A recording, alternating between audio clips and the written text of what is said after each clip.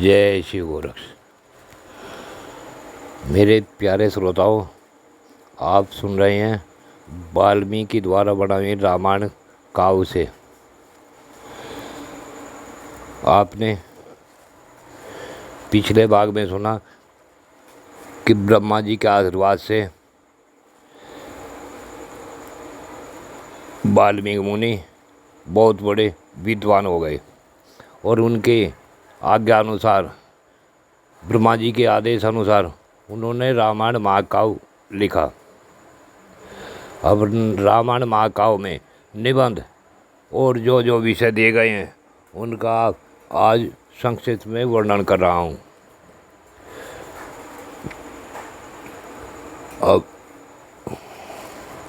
अब भगवान राम का रामायण काव्य महर्षि वाल्मीकि लिखते हैं और महर्षि वाल्मीकि ब्रह्मा के आदेश के अनुसार एक कुशा के आसन पर बैठ गए और विधिवत आचमन करके हाथ जोड़े हुए स्थिर भाव से स्थित हो योग धर्म यानी समाधि के द्वारा श्री राम आदि के चरित्रों का अनुसंधान करने लगे। श्री राम, लक्ष्मण, सीता तथा राज और रानियों सहित राजा दशरथ से संबंध रखने वाली जितनी बातें थी, हंसना, बोलना, चलना और राजपालन आदि जितनी चेष्टाएं हुई, उन सब का महर्षि ने अपने योग धर्म से यानी अपने ध्यान से भली भांति साक्षात्कार किया। सतप्रतिज्ञ श्री रामचंद्र जी ने लक्ष्मण और सीता के साथ वन में विचरते समय जो जो लीलाएं की, वे सब उनकी दृष्टि में आ गई। योग का आश्रय लेने के बाद धर्मात्मा महर्षि ने पूर्व काल में जो जो घटनाएं घटी हुई थी, उन सबको वहाँ हाथ पर रखे हुए आंवले की तरह देख लिया। सबके मन को प्रिय लगने वाले भगवान श्री राम के संपूर्ण चरित्रों का समाधि के द्वारा यथार्थ रूप से निरीक्षण किया। महात्मा नारद जी ने पहले जैसा वर्णन किया था, उसी के क्रम से भगवान वाल्मीकि मुनि ने रघुवंश विभूषण श्री राम के चरित्र विषयक रामायण काव्य का निर्माण किया। जैसे समुद्र सब रत्नों की निधि है, उसी प्रकार यह महाकाव्य गुण, अलंकार एवं ध्वनि आदि रत्नों का भंडार है। यह संपूर्ण श्रुतियों के सारभूत अर्थ का प्रतिपादक होने के कारण सबके कानों को प्रिय लगने वाला तथा सभी के चित्त को आकर्षित करने वाला है। श्री राम के जन्म, उनके महान पराक्रम, उनकी सर्वानुकूलता, लोकप्रियता, क्षमा, सौम्य भाव तथा सत्यशीलता इस महाकाव्य में महर्षि जी ने वर्णन किए। विश्वामित्र जी के साथ श्री राम लक्ष्मण के जाने पर जो उनके द्वारा नाना प्रकार की विचित्र लीलाएं हुई, अद्भुत बातें घटित हुई, उन सबका इसमें महर्षि ने वर्णन किया है। श्री राम द्वारा मिथिलापुरी में धनुष के तोड़े जाने और जनक नंदिनी सीता और उर्मिला आदि के विवाह का भी इसमें चित्रण किया गया। श्री राम परशुराम संवाद, दशरथ नंदन श्री राम के गुण, उनके अभिषेक की दुष्टता, श्री राम के राजाभिषेक में विघ्न, उनके वनवास, राजा दशरथ के शोक विलाप और परलोकगमन, प्रजाओं के विषाद, साथ जाने वाली प्रजाओं को मार्ग में छोड़ने, निषाद राजगुरु के साथ बात करने तथा सूत सुमंत को अयोध्या लौटाने आदि का भी इसमें उल्लेख किया गया है। श्री राम आदि का गंगा के पार जाना, भरद्वाज मुनि का दर्शन करना, भरद्वाज मुनि की आज्ञा लेकर चित्रकूट जाना, वहाँ की नैसर्गिक शोभा का अवलोकन करना, चित्रकूट में कुटिया बनाना, उसमें निवास करना, वहाँ भरत का श्री राम से मिलने के लिए आना, उन्हें अयोध्या लौट चलने के लिए प्रसन्न करना, मनाना, श्री राम द्वारा पिता को जलांजलि दान, भरत द्वारा अयोध्या के राज सिंहासन पर श्री रामचंद्र जी की श्रेष्ठ पादिकाओं का अभिषेक एवं स्थापन, नंदीग्राम में भरत का निवास और श्री राम का दंड कारण में गमन, उनके द्वारा विराट का वध, सर्वभंग मुनि का दर्शन, सुतीक्ष्ण के साथ समागम, अनुसुईया के साथ सीता देवी की कुछ काल तक स्थिति, उनके द्वारा माता सीता को अंग राग समर्पण, श्री राम आदि के द्वारा अगस्त का दर्शन, उनके दिए हुए वैष्णव धनुष का ग्रहण करना, सुफरका का संवाद, श्री राम की आज्ञा से लक्ष्मण द्वारा सुफनका की नाक और कान का छेदन करना, श्री राम द्वारा खरदूषण और तीरसरा का वध,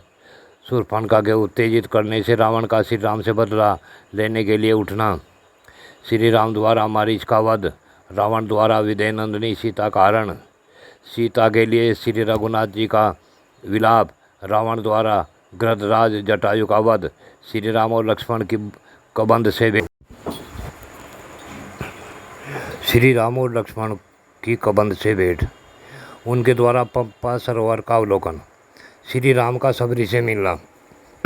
और उनके दिए फल फूल को ग्रहण करना, श्री राम का सीता के लिए प्रलाप,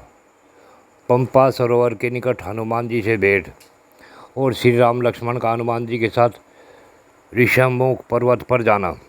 वहाँ सुग्रीव के साथ भेंट करना, उन्हें अपने बल का विश्वास दिलाना, उनसे मित्रता स्थापित करना, बाली और सुग्रीव का युद्ध होना, श्री राम द्वारा बाली का विनाश, सुग्रीव को राज समर्पण, शरतकाल में सीता की खोज कराने के लिए सुग्रीव की प्रतिज्ञा, श्री राम का वर्षात के दिनों में माल्यवान पर्वत के ऊपरी शिखर पर निवास, सुग्रीव का संपूर्ण दिशाओं में वानरों को भेजना, उन्हें पृथ्वी के द्वीप समुद्रों और विभागों का परिचय देना,